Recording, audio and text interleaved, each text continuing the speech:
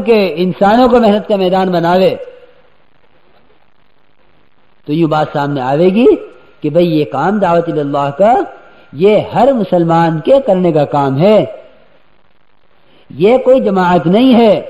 مولانا صاحب رحمۃ اللہ علیہ نے اپنی جماعت کا کوئی نام نہیں رکھا کہ یہ نام ہے مولانا صاحب، یہ جماعت ہے۔ یہ تو تبلیغی جماعت میرے بزرگوں یہ تو عوام کا رکھا ہوا نام ہے۔ ورنہ مولانا صاحب رحمۃ اللہ علیہ نے فرمایا کہ اگر میں اس کام کا کوئی نام رکھتا، اگر میں اس کام کا کوئی نام رکھتا تو اس کام کا نام وہ تحریک ایمان رکھتا کہ سوائے ایمان کے بنانے کے کوئی مقصد نہیں ہے۔ اس سے نام تو رکھا جا چکا، نام تو متعین ہو گیا، ہوا سماکم المسلمین کہ مسلمان تمہارا نام رکھا ہے، ہوا سماکم المسلمین۔ حضرت ابراہیم علیہ السلام نے نام متعین کر دیا کہ اس نے تمہارا نام مسلمان رکھ دیا۔ ربنا وجعلنا مسلمین لک ومن ذریتنا امۃ مسلمۃ لک۔ حضرت ابراہیم علیہ السلام نے دعا مانگ لی کہ ہمیں دونوں باپ بیٹوں کو تو اپنی ذات کے حوالے کرنے والا بنا دے اور ایک امت مسلمہ بنا دے۔ ایک امت بنا کر چھوڑا ہے، کوئی نام نہیں رکھا کہ یہ دکان والا اور یہ کھیت کیار والا اور یہ حکومت والا اور یہ سرمایہ دار یہ سرمایہ والا اور یہ چیزوں والا اور یہ کپڑے والا، کوئی نسبت نہیں قائم کی، بلکہ سارے عالم کے انسانوں کو ایسی محنت پر مجتمع فرمایا جناب رسول اللہ صلی اللہ علیہ وسلم نے کہ سارے عالم کے انسانوں کو ایک ہی کام دیا، سارے عالم کے انسانوں کو ایک ہی کام دیا کہ کنتم خیر امۃ اخرجت للناس، کہ تم لوگوں کی بھلائی کے لیے بھیجے گئے ہو۔ امر بالمعروف اور نہی عن المنکر، بھلائی کی طرف بلانا اور برائی سے روکنا تمہارے ذمہ کیا گیا ہے۔ لیکن لوگ یوں کہتے ہیں کہ بھئی یہ تبلیغ والے یہ بھلائی کا حکم تو کرتے ہیں، برائی سے نہیں روکتے۔ بھلائی کا حکم تو کرتے ہیں، برائی سے نہیں روکتے۔ دیکھ لو فلاں برائی ہو رہی ہے اور نہیں روکا ہے، فلاں برائی ہو رہی نہیں روکا ہے۔ یاد رکھو امت کے اندر منکرات کے چھوڑنے کی استعداد ختم ہو گئی اور منکرات امت میں محبوب ہو گئے۔ ہم امت کو اتنا معروفات پر لاویں کہ منکرات منکر معلوم ہونے لگیں، کہ ہمارا یقین ہے ان الصلاۃ تنہی عن الفحشاء والمنکر، کہ اگر ایک امتی کو نماز پر لے آئے تو منکرات کے چھوڑنے کی استعداد اس میں پیدا ہو جاوے گی، اور اگر وہ آدمی معروفات پر آ گیا اور معروفات پر آ کر اس نے منکرات کو چھوڑ دیا تو اس معروف کے ساتھ نہی عن المنکر پایا گیا،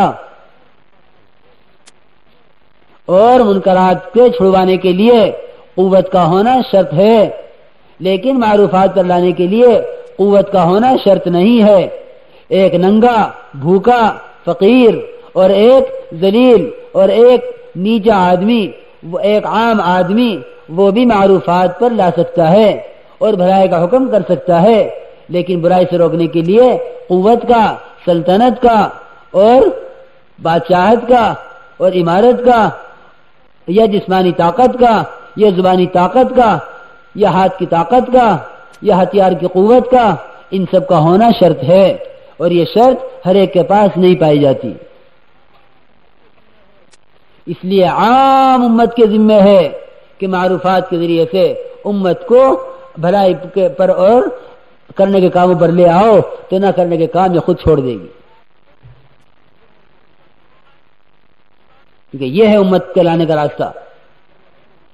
من رأى منكم منکرا فلیغیرہ بیدہ فإن لم یستطع فبلسانہ، یہ کہیں کہ اگر ہاتھ سے روکنے کی طاقت ہے اور ہاتھ سے بدلنے کی طاقت ہے تو ہاتھ سے بدلے، اور اگر زبان سے بدلنے کی طاقت ہے تو زبان سے بدلے، اور اگر یہ طاقت بھی نہیں ہے تو دیکھو زبان کا اور ہاتھ کا اس کو مکلف کیا گیا. اگر اس کے اندر کی طاقت نہیں ہے تو پھر یہ نہ ہاتھ کا مکلف ہے نہ زبان کا مکلف ہے. لیکن معروفات کے اندر بھلائی کا حکم کرنے کے اندر کہیں نہیں کہا گیا کہ اگر تم ہاتھ سے بھلائی نہیں لا سکتے تو پھر زبان سے بھلائی لاؤ، اور اگر زبان سے بھلائی نہیں لا سکتے تو دل سے بھلائی لاؤ. کیونکہ یہ کہیں نہیں فرمایا، یہ کہیں نہیں فرمایا. منکرات امت کے محبوب ہو گئے ہیں.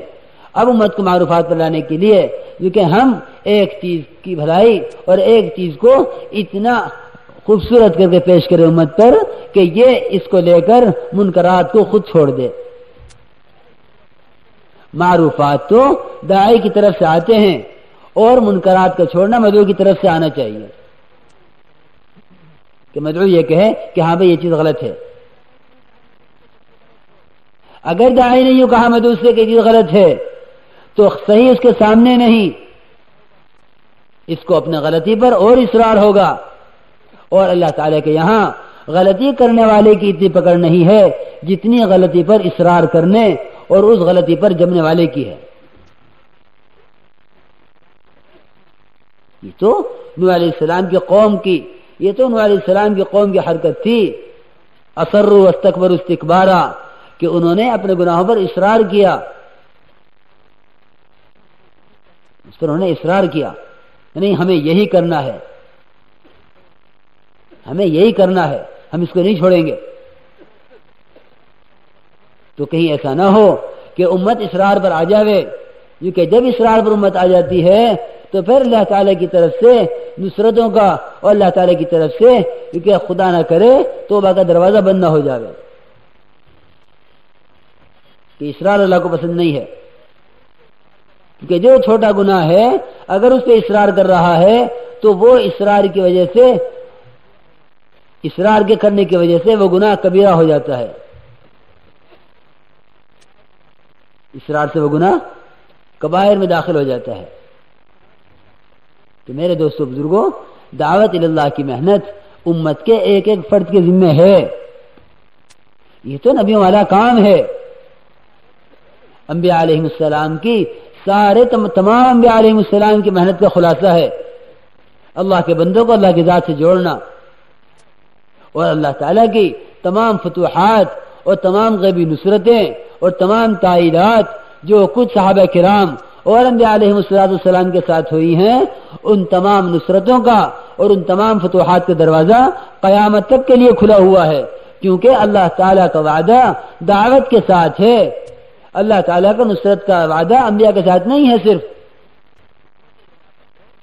اللہ تعالیٰ کی نصرت کا جو وعدہ ہے وہ نبیوں کے ساتھ نہیں ہے کہ بھئی نبیوں کے ہوتے ہوئے نصرت ہوگی اور انبیاء کے بعد نصرتیں ختم ہو جائیں گی. وہ تو معجزات ختم ہوئے ہیں، نصرتیں تھوڑی ختم ہوئی ہیں. معجزات جو کہ وہ نبیوں کے ساتھ مخصوص ہیں، لیکن نصرتیں کہ جو نصرتیں انبیاء علیہ السلام کے ساتھ ہوئی ہیں وہ نصرتیں قیامت تک اس دعوت کی محنت کے ساتھ لگی ہوئی ہیں. لیکن میرے دوستو بزرگوں، شرط یہ ہے کہ اس دعوت کو انبیاء علیہ السلام والا کام سمجھ کے جو کرے گا وہ تو ممکن ہے کہ اللہ تعالیٰ کی غیبی نصرتوں سے استفادہ کر لے، اور اپنے لیے ہی نہیں بلکہ سارے عالم کے تمام انسانوں کے لیے اللہ کی نصرتوں کو نازل کروا لے. لیکن اگر اس کام کو انبیاء علیہ السلام والا کام نہ سمجھا اور اس کام کے ساتھ اللہ تعالیٰ کی غیبی نصرتوں کا وہ یقین نہ رکھا جو یقین صحابہ کرام کو تھا، بلکہ اتنا یقین تھا صحابہ کرام کو اللہ کی نصرتوں کا اور غیبی مددوں کا کہ مومن تو مومن اور صحابہ تو صحابہ، مشرکین بھی اور غیر بھی، وہ اللہ تعالیٰ کی غیبی نصرتوں کا خود مشاہدہ کیا کرتے تھے، خود مشاہدہ کرتے تھے. غیروں کو غیبی نصرتیں نظر آیا کرتی تھی. حضرت عباس نے پوچھا کہ تم مجھے باندھ رہے تھے تمہارے ساتھ دوسرا باندھنے والا کون تھا؟ میں اکیلا تمہارا قابو میں آنے والا تھا نہیں، اتنا ڈیل ڈول کا آدمی تھا میں.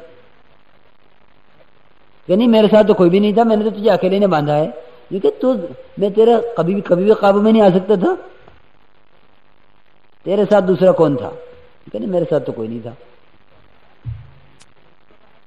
تو وہ فرشتہ تھا, ان کی مدد کر رہا تھا حضرت عباس کے باندھنے میں, اور عباس جو ہے وہ فرشتے کو دیکھ رہے. بلکہ ہرمزان نے کہا ہے کہ جب سے تمہارا رب تمہارے ساتھ ہو گیا اس وقت سے بھائی ہم مغلوب ہو گئے.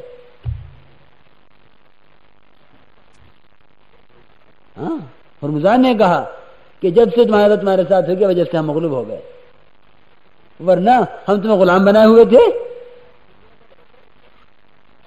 اور تمہارا مال چھین لیا کرتے تھے. لیکن جب سے تم نے اپنے بنانے والے کو پہچانا ہے, جب سے اس کی معیت تمہارے ساتھ ہوئی ہے, اس وقت سے ہمارا تم پہ بس نہیں چلتا. یہ تو یہ کون کہہ رہا؟ یہ غیر کہہ رہے. میرے دوست بزرگوں, آج اپنوں کو, آج ایمان والوں کو اللہ کے خزانوں کا اور اللہ کی نصرت کا وہ یقین نہیں ہے جو صحابہ کے زمانے میں غیروں کو تھا. صحابہ کے زمانے میں غیروں کو تھا. کان حقا علینا نصر المؤمنین, کہ ہم نے تو اپنے ذمہ کیا ہوا ہے مومنین کی نصرت کرنا. جو وعدہ اللہ تعالیٰ کا یاد رکھو, انبیاء علیہ السلام کے ساتھ جو ہے نصرت کا ہے, بالکل وہی وعدہ مومنین کے ساتھ ہے. اللہ تعالیٰ نے قرآن میں اس کو الگ الگ بھی نہیں بلکہ ایک ساتھ بیان فرمایا ہے, ایک ساتھ فرمایا ہے. انا لننصر رسلنا والذین آمنوا فی الحیات الدنیا, کہ ہم اپنے رسولوں کی مدد کرتے ہیں اور جو ان پر ایمان لائے ان کی مدد کرتے ہیں. دنیا میں جو ایمان لائے ہیں ہماری ذات پر, ہم ان کی بھی اسی طرح نصرت کرتے ہیں جس طرح نبیوں کی کرتے ہیں. تو جتنا اس کام کو نبی والا کام سمجھیں گے اتنی اس پر استقامت ہوگی. اور اگر اس کام کو انبیاء علیہ السلام والا کام نہ سمجھا تو میرے دوست بزرگوں پھر اس کام کے تقاضوں کو بھی آگے پیچھے کریں گے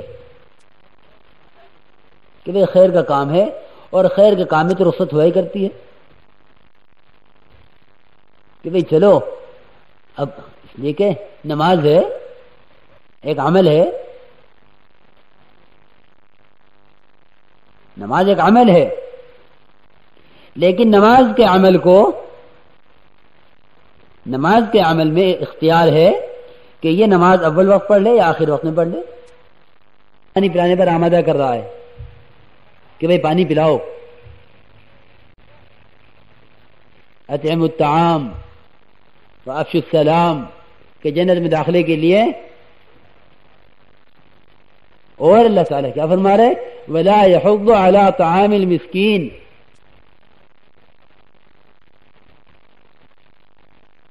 ولا يحض على طعام المسكين, اور فویل للمصلین اس کو بعد میں لائے.